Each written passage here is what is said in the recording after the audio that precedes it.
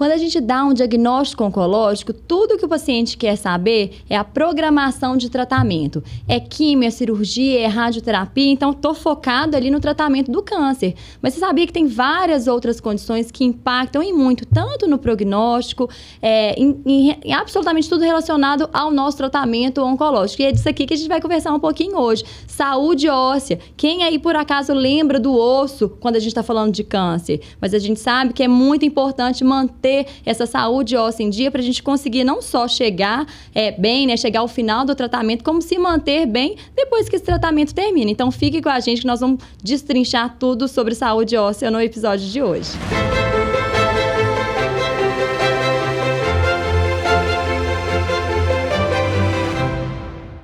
Sejam todos muito bem-vindos a mais um episódio do podcast Pode Falar de Câncer Sim. Meu nome é Mariana Cunha, eu sou oncologista clínica.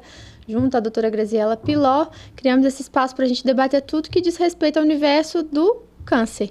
E aí pode parecer estranho, né? Falar de osso, pera lá, o câncer é no osso? Não.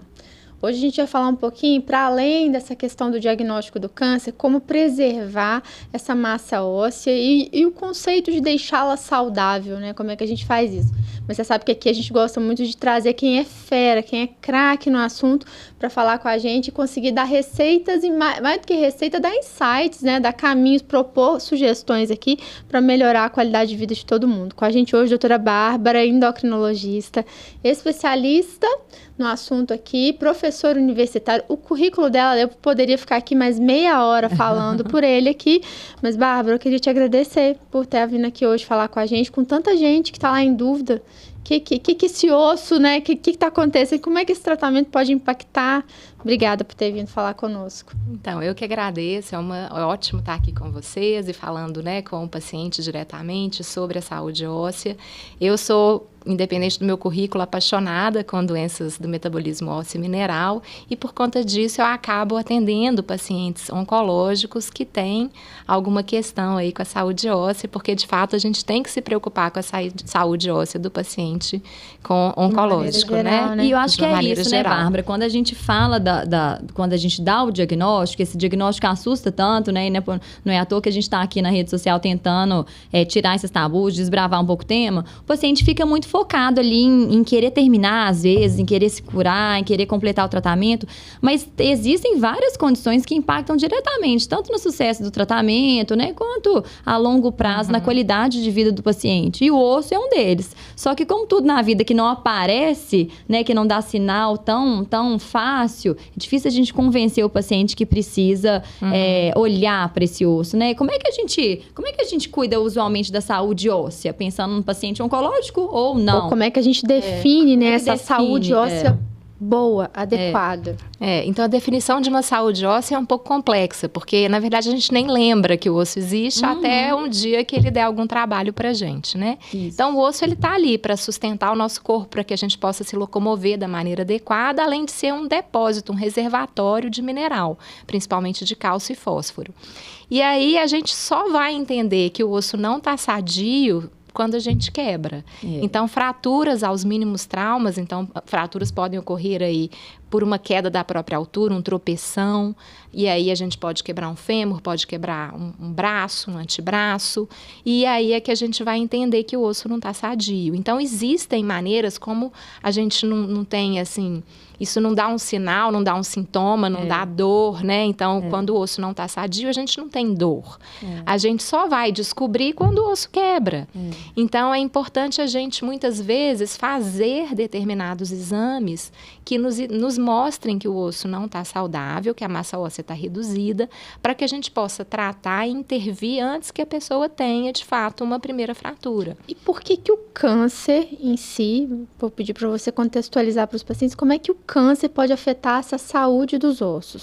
Então, os tratamentos do câncer, né, vários deles podem influenciar negativamente na saúde do osso. Então, a quimioterapia, a radioterapia, o uso de corticoide, que muitas vezes é necessário no tratamento oncológico.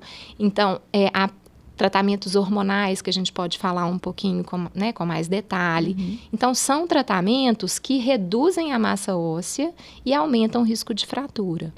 E aí a gente, muitas vezes, tem que investigar se a massa óssea está reduzida ou não, para que a gente possa tratar e para, como eu disse, que a gente não tenha esse primeiro episódio de fratura, que é o que a gente corre dele. A gente corre demais, porque imagina um paciente que está lá com uma proposta de químio, de cirurgia, que de repente interna porque tem que operar um fêmur, né, quebrado. Isso dá um impacto enorme. Então, para quem está aí em casa preocupado, né, só com tratamento oncológico, tem que lembrar que tem condições que atrapalham realmente esse curso, esse andamento do processo oncológico, né, do processo de tratamento. E desses tratamentos impactando negativamente, tem idade para isso ser pior ou a gente tem que entender que todas as idades devem se preocupar com essa questão esse reforço do cuidado ósseo?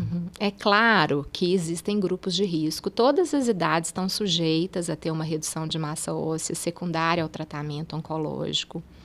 Mas existem grupos de risco, então existem idades e pessoas que têm um risco aumentado. Então, por exemplo, a mulher na fase da pós-menopausa é o grupo de risco maior. Então, com certeza, a pessoa não é a única população que a gente vai se preocupar, mas com certeza é a população que já é de um risco maior para uma massa óssea reduzida. E a pós-menopausa, inclusive, é induzida, né, Bárbara? Porque a gente fala, às vezes, na pós-menopausa, você acha que é o paciente idosa só, né? Exato. Mas a pós-menopausa, às vezes, vem com 30 anos. Vem com tratamento. Vem com tratamento. Então, a quimioterapia pode levar a uma falência hormonal, né? Uma falência ovariana e os próprios tratamentos hormonais. Então, ela pode acontecer precocemente e aí pensar que quando a mulher, por exemplo, sem o hormônio feminino, ela tem um risco maior de osteoporose. O homem é a mesma coisa, por exemplo, num tratamento de privação androgênica, num câncer de próstata. Ele também, por ter uma redução hormonal, ele vai ter um risco maior de osteoporose. Então, é uma população que a gente vai se atentar mais, mas todos estão sujeitos. E existem outros fatores de risco para uma baixa massa óssea, que dependem até de hábitos de vida. Então, a pessoa, né, fumante, a pessoa que bebe mais do que, né, além da conta, aí, um etilismo aí maior, as pessoas sedentárias, as que têm uma baixa ingestão de cálcio, que vem principalmente aí dos laticínios. Então, são fatores que colocam a pessoa sob risco de perda de massa óssea e aí, obviamente, somado a isso ao tratamento oncológico, isso aumenta mais o risco ainda de uma baixa massa óssea, de uma osteoporose. E a gente vê muito assim, eu acho que é o paciente nosso, assim, oncológico, encaixa em vários critérios. Um é que você falou da questão da inatividade física. A gente fica tentando mostrar aqui a importância da atividade física, né? Melhora de fadiga e agora também na melhora da saúde óssea.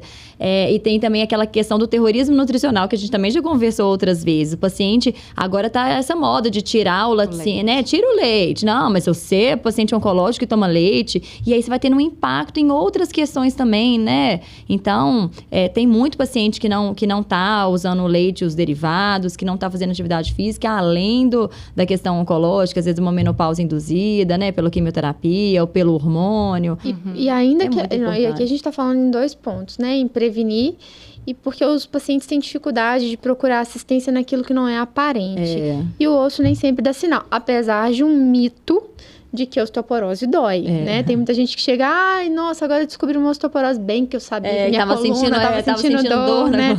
E aí eu queria que você comentasse isso pra gente aqui também. Isso é super importante. Então, a osteoporose, que é uma baixa massa óssea, que é um osso aí que está mais frágil, ela é uma doença silenciosa. Então, não se manifesta, não existe dor, né, relacionada à osteoporose.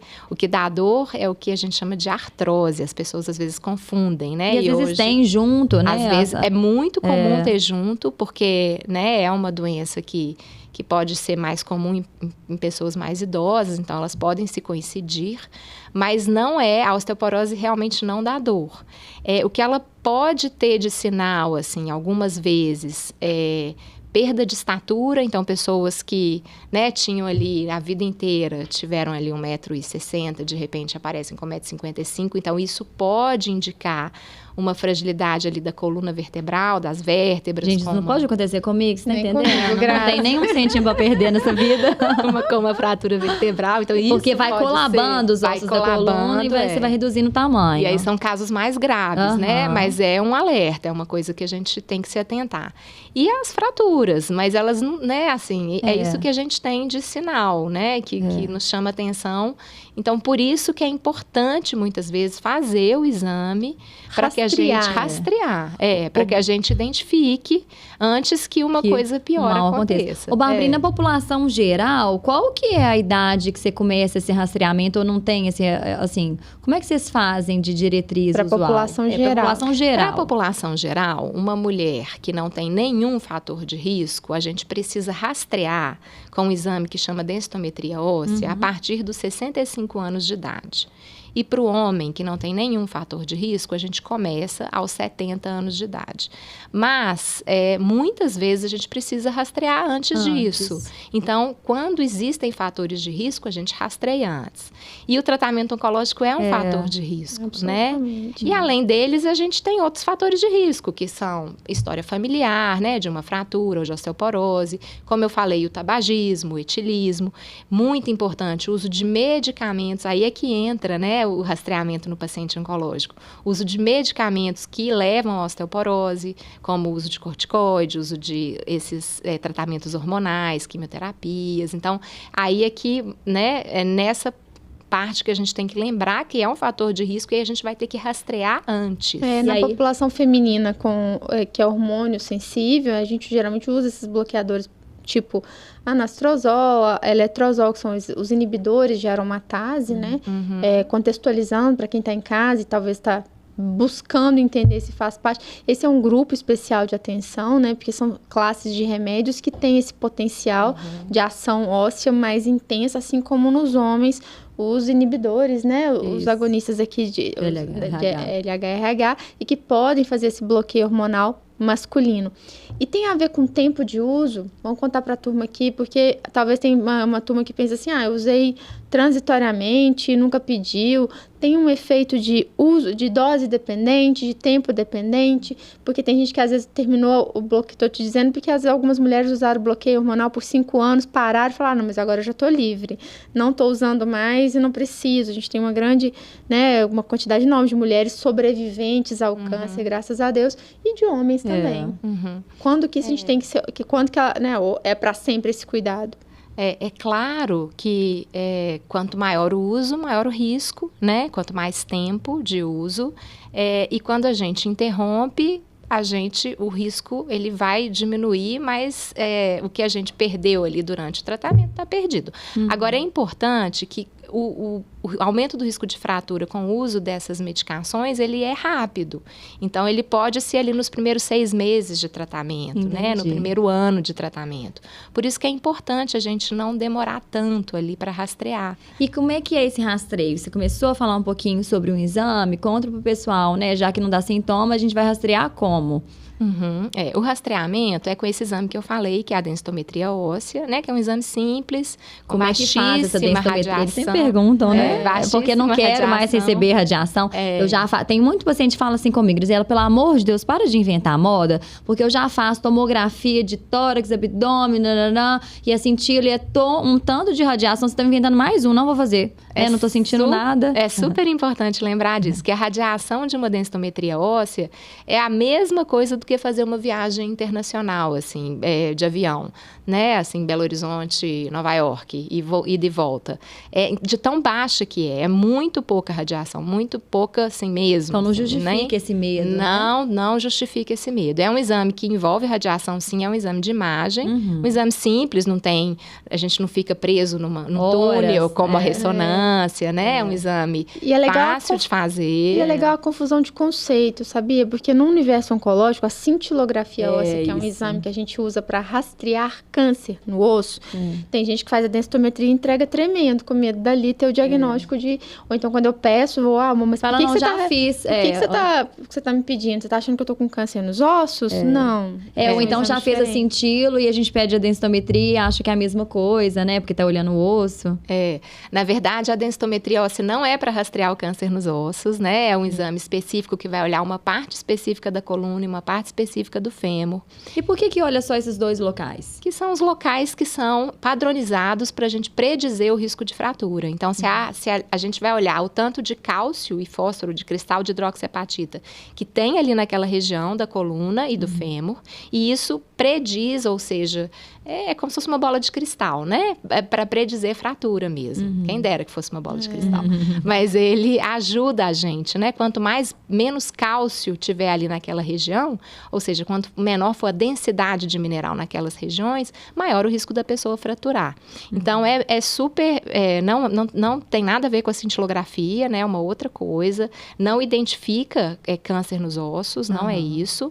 Mas identifica o tanto de mineral que tem ali naquelas regiões e isso ajuda a gente a entender se aquela pessoa tem um risco maior de fratura ou não. Perfeito. E nessa situação, vamos acalmar quem está lá também. Queria que você explicasse a diferença da osteopenia para a osteoporose, que eu acho que tem muita gente que está lá, né, apavora. Acho que é a mesma coisa, então acho que é a mesma coisa. Ou até dá menos dá menos ibope para a osteopenia por achar que não é osteoporose. É só uma osteopenia. A osteopenia é como se fosse um meio do caminho aí, entre a massa óssea normal e a osteoporose. Então, a massa óssea normal é o melhor dos mundos, a osteoporose é a situação mais, vamos dizer, grave ou pior, porque é onde a pessoa tem um risco maior de ter fratura. E a osteopenia é como se fosse um sinal de alerta para a gente. É entre o normal e a osteoporose. Só que muitas vezes a gente precisa tratar a pessoa já naquela fase de osteopenia, principalmente nessas pessoas que usam terapias hormonais que vocês comentaram, né? Então, quem usa letrozol, anastrozol, privação androgênica ali as medicações, Zoladex para medicação para tratamento de câncer de próstata. Muitas vezes a gente precisa tratar a pessoa ainda naquela fase de osteopenia para prevenção, né, para prevenir que aquilo piore, que aquilo se agrave e que aquilo, em última análise, resulte em uma fratura. Então, porque é interessante, porque você sabe que o paciente está mantendo aquele estímulo, né, assim, estímulo da medicação, que eu digo que muitas vezes essas medicações hormonais são usadas a longo prazo. Então, se você já identifica uma osteopenia ali, né, a gente está entendendo que a gente está vendo no começo do caminho, mas que aquele caminho ali vai chegar numa osteoporose se nada for feito, né? Exatamente. E o que dá para fazer para reverter, assim, nessa fase de osteopenia? É um processo reversível, né? Assim, o que dá para fazer além, né? Nós vamos conversar sobre as medidas farmacológicas, além da parte farmacológica. O que o paciente pode fazer nessa etapa para tentar barrar ou diminuir a progressão para uma osteoporose? Então, primeira coisa que o paciente sempre... É importante a gente falar isso, porque eles têm a impressão de que uma vez dado o diagnóstico de osteoporose ou osteopenia, que aquilo não melhora. E melhora, sim. É possível melhorar, né? Com o tratamento farmacológico. É possível a gente manter e não deixar aquilo progredir e é possível, inclusive, melhorar. Então, o paciente vê aquele gráfico de 3 cores, vermelho, amarelo e verde. É possível a gente sair do vermelho e ir para o amarelo, né? Ou sair do amarelo e para o verde é um pouco mais complicado, mas chegar no amarelo muitas vezes já é muito bom, né? Então, essa é a primeira coisa importante. Tem reversão, tem tratamento. E o que a gente pode fazer primeiro para manter? Então, a gente tem que lembrar desses cuidados da saúde óssea. Então, o osso gosta de vitamina D, então é importante a gente ter uma vitamina D acima de um determinado nível no sangue. Isso pode ser medido, isso pode ser facilmente reposto, ou isso pode ser adquirido até com uma exposição ao sol, né? Desde que seja aí conversado com a equipe médica. Ele gosta de cálcio, então o cálcio é importante a gente usar cálcio na dieta. Então, o cálcio da dieta, claro que tem várias fontes, mas a principal fonte acaba sendo o laticínio mesmo, não precisa ser o leite, mas o queijo, o iogurte. E existem hoje também leites veganos que são fortificados com cálcio, né? Existem outras alternativas, mas é importante a gente fazer ali uma pergunta, conversar com a equipe com a nutrição, entender o que o paciente está usando, que tem cálcio, e tentar aumentar aí esse aporte de cálcio através da dieta. Ô, Bárbara, e tem quantidade, assim, dessa reposição de leite, assim, né? De reposição de cálcio, né? Através de laticínio? Em geral, na mulher na pós-menopausa, no homem mais idoso, é 1.200 miligramas por dia de cálcio. E aí a gente tem ali o paciente pode ler o rótulo do alimento para fazer essa conta, mas é mais ou menos 1 miligrama de cálcio para 1 ml de leite. E aí, a partir disso aí, do tanto que o paciente consome... Não é pouco, não. Costuma ser umas 3 ou 4 porções de laticínio por dia para satisfazer aquela necessidade. Mas existem outras maneiras, né? Então, tem brócolis, tem gergelim. Então, a quantidade de cálcio é menor, a biodisponibilidade algumas vezes é menor, mas existem outras formas de... E tem alguns alimentos, só que a gente está falando aqui de coisas que eu acho que esse é um tema que super gera dúvida, que diminuem essa nossa absorção sistêmica de cálcio, né? Como aqui a turma é muito focada na alimentação, no que pode fazer para contribuir, e esses tratamentos são crônicos, eu acho que é legal a gente levantar o que ajuda e o que pode piorar, o que atrapalha. O que atrapalha é a absorção lá no intestino, que pode ser atrapalhada, principalmente em alimentos que têm oxalato. Aí vamos lembrar que, por exemplo, o espinafre. O espinafre tem oxalato e ele tem cálcio também, então as pessoas acham que tá é uma vantagem, né? Comendo espinafre, mas aí você tem essa absorção pequena por causa da presença do oxalato. A mesma coisa para chocolate, por exemplo. Então, usar o leite com achocolatado. Aquilo ali também atrapalha a absorção de cálcio. E o café? O café, eu ia mencionar porque as pessoas perguntam. O café em excesso, ele não atrapalha exatamente a absorção, mas ele pode eliminar a quantidade de cálcio na urina. Então, café em excesso também não vai ser legal. Vamos pensar aí no máximo. Para quem tá com a garrafa na frente. A gente esconde a câmera. Nós vamos pensar aí no máximo numas 2 xícaras de 150 ml de café daqui é só 30 ml, coado por dia. Né? Esse daqui não, graça, tá tudo então, bem. excesso é excesso porque mesmo, né? Uma quantidade grande. É uma quantidade grande. Então, 2, no máximo 2 aí, a gente é satisfatório. Só que o café tem uma outra coisa que a gente tem que lembrar, que às vezes o café rouba espaço do leite, né? Porque para quem toma café com leite... você coloca menos leite. Se você coloca mais café do que leite, você deixa de comer, de usar o laticínio ali para usar mais café, né? Então, tem que lembrar disso também. Mas para quem não pode, porque às vezes tem uma intolerância, tem realmente um contexto clínico que não permita usar o laticínio, porque existe, né? Os alérgicos e tudo mais, ou que está num momento que às vezes a gente tem que tirar o leite por uma questão da oncologia, a gente às vezes tem que tirar, às vezes tem um sintoma gastrointestinal de uma diarreia persistente, às vezes provisoriamente, né? A gente tem que tirar. Tem recurso, né, da alimentação, você disse aí, do brócolis, que é muito rico, gergelim, que a gente pode utilizar, e ainda que não seja uma fonte direta, a gente pode também suplementar, né, o cálcio. Exato. E aí sim nós vamos entrar nos remédios. Exato, a gente tem o leite vegano, que eu falei também, então tem leite de amêndoa, leite de aveia, que são suplementados. A gente tem que procurar, eles não vêm naturalmente com cálcio, então eles têm que ser suplementados, né? Mas se a gente olhar lá no rótulo, vários deles, em um copo de leite, né, vegano, tem 400 miligramas de cálcio, um bocado. Né? Uma outra coisa importante, antes até de falar dos comprimidos, né? A gente, às vezes, os pacientes se perguntam, eu sou intolerante à lactose. O leite sem lactose tem cálcio? Tem. Tem cálcio e absorve muito bem o cálcio do leite sem lactose. Ótimo. O leite desnatado, que também alguns pacientes perguntam, também tem até mais cálcio do que o leite integral. Olha, então, o leite desnatado, ele não tem a gordura, mas ele tem cálcio. E aí, em o último recurso, quando a gente não consegue usar na dieta, é a suplementação. Então, a gente tem comprimidos de cálcio que podem ser usados para os pacientes quando a gente precisa atingir esses 1.200 miligramas por dia, e o paciente não pode usar na dieta.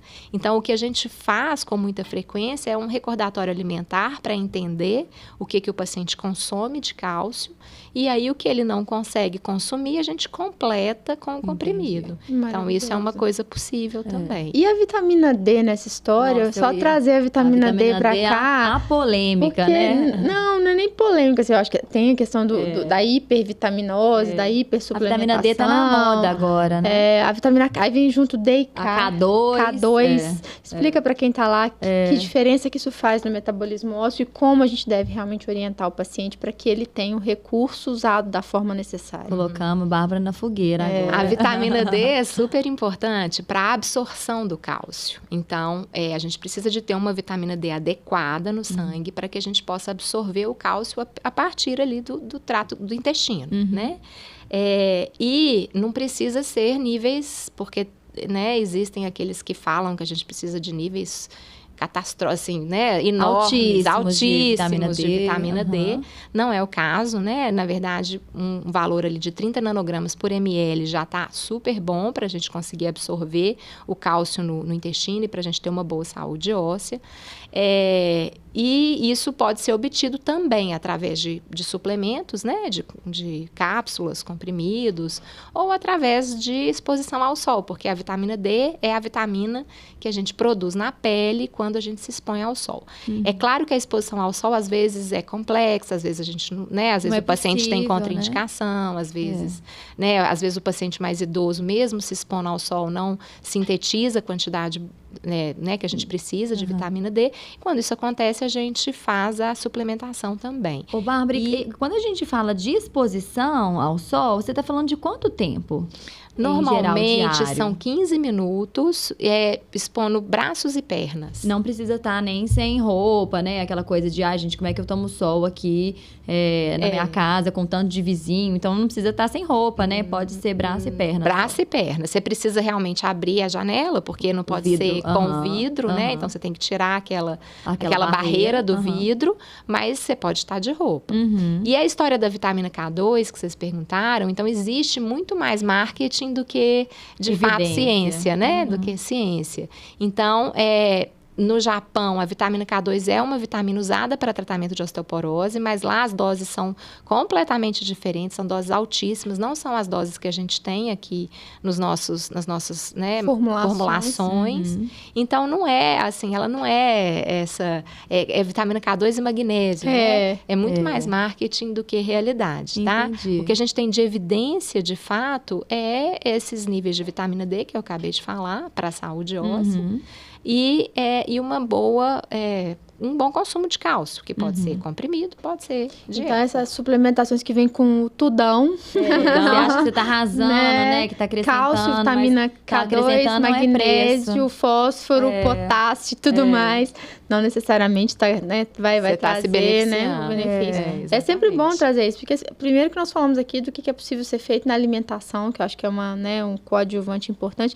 Isso para osteopenia e para osteoporose, porque a receita não muda, né? Não, e para quem é normal, né? Para quem é normal. Para quem é normal. É legal falar isso. Para quem quer prevenir, né? Isso. Porque as pessoas devem achar assim, eu não tenho osteoporose, não tenho osteopenia, então eu não preciso consumir cálcio. E aqui nós estamos dizendo que fazer esse processo vai ajudar a não desenvolver as doenças, osteopenia e osteoporose, né? Exato. Mas eu vejo muito, assim, atualmente, essa correria do dia a dia é difícil, até a gente que mora em país tropical, fazer essa exposição adequada ao sol. Eu já estava pensando no meu dia a dia, às vezes a gente sai cedo de casa, e aí você tá dentro do carro, não tá vendo o sol, e volta, já tá à noite. Então, ter essa exposição constante ao sol não é tão fácil igual a gente imagina. E é por isso que a gente vê muita baixa, né? Muita hipovitaminose D, né? Quando a gente pede os exames. Mas eu acho que com isso virou um ofurô, assim, né? Assim, um alarme enorme. Então, o pessoal hoje quer... Eu já vi pacientes, inclusive, com sintomas por hipervitaminose, né? Fazendo aquelas reposições malucas. E lá vai dosar a vitamina D, tá lá, 150.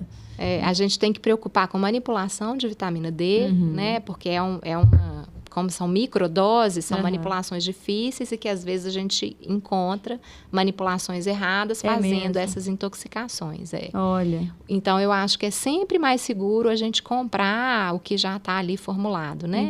Nas farmácias. E uma outra questão é isso que eu falei. Tem aí algumas ideias que são difundidas em redes sociais, que muitas vezes, né, não são baseadas em ciência, e que dizem que a gente precisa de níveis muito elevados de vitamina D, que não tem realmente nada, uma evidência na literatura que nos diga isso. Mas a questão, né, que vocês estão falando aí, que até quem tem massa óssea normal, é até bom a gente lembrar que osso a gente forma na infância e na adolescência, até os 20, 30 anos de idade. E que ali a gente forma uma poupança óssea. Então, se a gente consegue, nessa idade, ter isso que a gente está conversando aqui, né, uma exposição ao sol adequada, mas assim, um nível de vitamina D adequado, um consumo de cálcio adequado, e aí vem as outras coisas que é importante a gente lembrar, que é exercício físico, que é extremamente importante para o osso, né? A gente forma uma poupança e aí depois lá na nossa vida, lá na frente, o risco de osteoporose é menor. Mas eu vou ter que voltar nessa da atividade física, porque aqui o povo deve estar lá assim, mas como que atividade física fortalece? Não pelo amor de Deus, de novo, atividade física, né? E não é músculo, vou pra academia fazer... Como que a atividade física explica?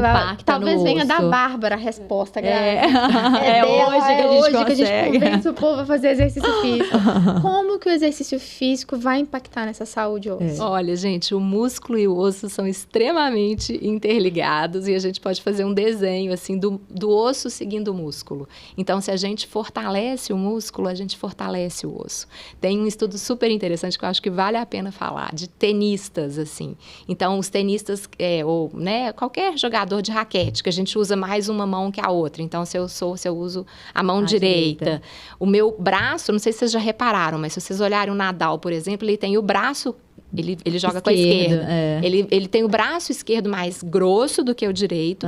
E quando a gente faz a densidade mineral óssea desses tenistas, eles têm o osso mais forte do lado que eles pegam a raquete. Olha que interessante. Então, isso é um exemplo assim, clássico para convencer todo mundo que, de fato, o osso ele responde muito bem ao estímulo mecânico. Então, fazer exercício físico, e principalmente exercício resistido, que é aquele exercício, né, que envolve um exercício de força. Né? Ele aumenta a massa óssea mesmo. Ele aumenta a massa muscular e aumenta a massa óssea. Então, para a turma que gosta da academia, da musculação, tá ok. Para quem gosta dos outros, do natação, do tênis, da corrida também? Ou a corrida tem um impacto diferente? Corrida também, mas assim, é claro que o peso, ele a musculação, a academia. A gente fala, só para dizer isso, né? Porque eu acho que é um conceito, né? Toda atividade física é válida, sem dúvida, né? Para efeito mental, cardiovascular também, protetor de câncer. A gente já viu aqui os inúmeros benefícios da atividade física. Mas para efeito de mineralização óssea, tem essa recomendação de que tem que ter um efeito muscular mais intenso ali, resistido, ou seja, voltado à força, à hipertrofia, talvez, que aí a pessoa vai conseguir mentalizar de que esses exercícios né, que estão ali só na corrida, por exemplo, que é o exemplo oposto, que faz bem para um monte de coisa, gente. Mas para osteoporose, osteopenia, a musculação ainda é muito importante. Ela é muito importante, mas eu acho que a gente não deve desvalorizar os outros exercícios, não. Porque, assim, né, ganhar massa muscular, que a gente ganha também com outros exercícios, melhoram... a gente vai cair menos, a gente vai ter mais equilíbrio. Então, isso também ajuda. Contribui. Ô, Bárbara, e falando especificamente, assim, paciente que já tem osteoporose, então tem um risco aumentado de fratura, ele pode exercitar, assim, ir para academia, ou uma corrida de alto, né, assim, não é alta performance não, mas que tem um impacto maior, isso traz mais risco de fratura ou não, é o contrário, porque ele está ajudando a fortalecer o osso, então vai melhorar isso? Vai Porque os pacientes têm medo. Né? Os pacientes têm medo, falam, já tô com osteoporose, será que eu posso correr? Ou será que eu posso malhar? Porque às vezes vira até uma resistência. Fala, vou não. Vai fraturar. A gente pode sim, a gente pode malhar, a gente pode ir para academia, a gente tem que ter alguns cuidados, principalmente com movimentos de flexão de coluna, carregando peso.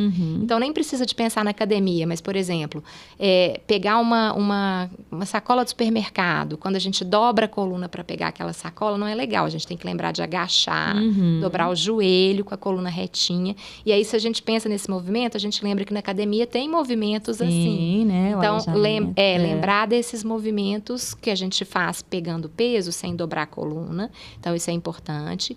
Sem torcer a coluna. E a corrida, por exemplo, é ótima, mas a gente tenta fazer sempre a corrida ou indoor, né, na esteira, evitar ambientes mais controlados mesmo, porque a gente também tem que lembrar de evitar exercícios físicos que nos coloquem em risco de queda ou de traumas. Então, ninguém vai fazer um boxe com osteoporose, né? Ou um crossfit, por exemplo. Então, esses exercícios que aumentam o risco de queda mesmo, né? Impacto, de lesão, né? Por impacto. Aí devem ser evitados, Entendi. né? Mas com certeza o exercício é benéfico. Ele é benéfico Aí, na além da osteoporose. suplementação de cálcio, quais outras classes de remédios que a gente pode usar quando a osteoporose está instalada e eu quero tentar melhorar agora? A dieta está lá, a reposição de cálcio está lá. O que mais que eu posso fazer para esse paciente para ele poder tentar evitar, né, o dano maior, que é a fratura, e tentar levar uma vida um pouco melhor, uma vez que, né, muitos tratamentos são crônicos, né, são continuados. Não dá para tirar, não dá para tirar o fator ali, o que já veio, já veio. Sim, então assim, quando a gente tem, de fato, já uma osteoporose instalada, ou a gente tem uma fratura, então isso é uma coisa importante, às vezes a gente tem uma fratura, faz o exame de densitometria, não deu osteoporose, mas vamos lembrar que a osteoporose é igual a fratura, ou o contrário, fratura é igual a osteoporose. Então, se eu tenho uma fratura que aconteceu por um baixo impacto, eu caí, é o que eu falei, eu tropecei e quebrei meu braço. Isso é uma fratura de baixo impacto. Mesmo que eu faça uma densidade, uma densitometria, e não o diagnóstico ali, o escrito, o laudo, não esteja escrito osteoporose, eu tenho indicação de tratamento, tá? Porque a fratura é a expressão máxima da doença. Então, eu tenho uma osteoporose na densitometria, eu tenho uma fratura, ou às vezes eu tenho uma osteopenia, mas eu tenho esses outros fatores de risco, né? O uso de um anastrozol, o uso de um corticoide. Aí eu tenho indicação de fazer um tratamento específico para osteoporose, que é o que a gente, né, está chamando aí de tratamento farmacológico. E aí existem várias medicações. Então, existem medicações que a gente faz por via oral, comprimido. Existem medicações que a gente faz por injeção, né? Pode ser injeção na veia, pode ser injeção na barriga, subcutânea. Então, existem hoje aí várias classes de medicamento que a gente pode administrar e que é aquilo que eu disse, a gente pode sair do vermelho e ir para um amarelo de novo. Então, com essas medicações, elas ajudam a gente a melhorar a massa óssea e, mais importante, elas previnem fraturas. Então, se eu tenho um risco suficientemente alto de ter uma fratura, vale a pena usar esse tipo de medicação. Perfeito. Hoje na oncologia é até interessante, né? A gente já observa um movimento dos estudos, aconteceu isso com câncer de mama, né? A gente estudar a adjuvância, o momento que a paciente passou pela quimioterapia ou não, e tentando estabelecer esses critérios de risco, esses fatores de risco, a gente já tenta oferecer em alguns cenários, não é para todo mundo, tá, gente? O recurso de efetivamente tratar né, o osso, dando esse recurso para que a paciente, porque a chance dela desenvolver aquilo é tão grande que a gente já faz isso preventivamente. Então, às vezes o remédio entra, mesmo que a osteoporose não esteja lá. Porque senão tem gente ouvindo a gente e fala assim, poxa, mas espera lá, eu não tenho osteoporose, mas eu tive aqui, muito comum no câncer de mama, né? A gente observa isso bastante. Não tem osteoporose ainda, mas o meu médico aqui, minha médica me passaram um remédio que eu vou usar por X anos e na previsão, na possibilidade de que aquilo desenvolva uma perda de saúde óssea, a gente já impõe o tratamento lá logo de cara para tentar diminuir, né, esse dano tão significativo que é a perda de função, culminando ou não numa fratura. A gente sabe que é uma perda de função importante, né? Fraturou, a gente sabe, mas fraturar uma coluna, fraturar o fêmur, é uma morbidade importante. Não, e é interessante isso que você falou, porque, na verdade, existem mesmo algumas medicações que elas vão ajudar tanto para o osso, para reduzir o risco de fratura, como vão ajudar para o câncer também, né? Você está colocando um cenário aí de um câncer de mama, algumas vezes, né? Com pessoas com determinado risco de terem uma recorrência da doença, né? Até óssea, essa medicação pode ajudar para o osso e para diminuir, né, a chance. Para o tratamento oncológico. Então, ela, né, faz uma casadinha aí boa para os dois cenários, né? E eu só queria, assim, conversar sobre uma medicação que a gente usa muito também na prática oncológica, que é o ácido zoledrônico. E os pacientes têm muito medo, né, assim, da medicação. A gente acaba conversando antes por conta de efeito colateral também. Você consegue dar um panorama do porquê, né? Assim, qual que é a importância da gente controlar e dar algumas orientações para os pacientes que começam a usar o ácido zoledrônico. É o famoso ometa, né? Para quem está escutando, muita gente usa aí, né? E às vezes fica meio apavorado quando a gente conversa. O ácido zoledrônico é uma medicação super importante no cenário oncológico e na osteoporose também. É uma medicação extremamente potente para reduzir risco de fratura e muitas vezes que vai funcionar como adjuvante para o tratamento oncológico, né? Ou até no caso de um tratamento de uma metástase óssea. É uma medicação segura, feita por via venosa e que o principal efeito colateral, que eu acho que incomoda mais, é que no dia da primeira administração da medicação, só na primeira, porque a gente tem aí várias outras, né? Mas na primeira dose, a pessoa pode ter um efeito colateral que é uma sensação de gripe. Então, uma dor no corpo, às vezes uma febre baixa, e isso pode durar aí até umas 48 horas, em algumas pessoas um pouco mais. Mas é claro que é desagradável, mas é uma condição autolimitada. Isso melhora, e melhora ali, inclusive, com analgésico comum, né? Uma dipirona, um paracetamol. E ela acontece, realmente a frequência não é pequena, é 30% das pessoas na primeira dose, mas aí é sempre importante lembrar, a partir da segunda dose isso não acontece mais, e aí as pessoas ficam mais tranquilas, né, de saber que é só aquela primeira vez e pronto. E aí tem a questão óssea também, né? Da óssea que fala da óssea necrose. E aí existem as questões aí mais temidas, né? Que eu acho que são efeitos mais graves, mas são bem mais raros. Então, aqui, né, esse efeito da dor é 30%, mas esse efeito da questão do dente, né, que eu acho que é importante a gente lembrar, é um efeito muito mais raro, mas as pessoas que estão usando o ácido zoledrônico ou outras medicações para osteoporose, isso não é exclusivo do ácido zoledrônico, elas podem ter, às vezes, uma dificuldade de cicatrização de lesões dentárias, né? Então, por exemplo, eu vou fazer uma extração dentária, aquele osso ali, o alvéolo, onde guarda o dente, ele vai ficar exposto, e se eu uso ácido zoledrônico, eu posso ter uma dificuldade em fechar aquilo, né? Então, eu posso ter uma exposição óssea por um tempo mais prolongado, e aquilo pode se infeccionar. Então, é um tratamento, é uma condição chata, né? É uma condição chata. E o que a gente pode fazer para prevenir isso? A primeira coisa é cuidar bem da higiene bucal. Então, se eu tenho uma higiene bucal adequada, eu visito o meu dentista de 6 em 6 meses, né? Eu uso fio dental, escova de dente, clorhexidine, né? Aqueles enxaguantes bucais. Aquilo o risco de eu ter um problema dentário diminui muito. E quando, né, o paciente que usa essas medicações precisa fazer um procedimento dentário, uma extração, um implante, um procedimento que seja, inclusive, mais invasivo, o dentista precisa saber disso, porque que ele usa o remédio, para que o dentista use técnicas adequadas na hora de fazer essa cirurgia. É importante fazer uso de antibiótico no momento do procedimento, para tentar diminuir o risco dessa complicação.